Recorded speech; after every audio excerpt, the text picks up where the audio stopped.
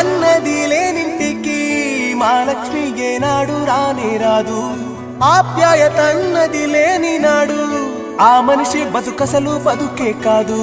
విడిపోయి కూడే వేళ భారాలే తీరేను, దూరాన నవే నాడో తీరాన్ని చేరేను.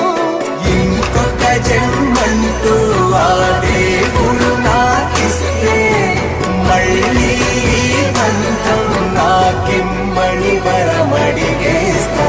ఎవరేమి అంటున్నా ఎవరేమి చేస్తున్నా అనుబంధమేనా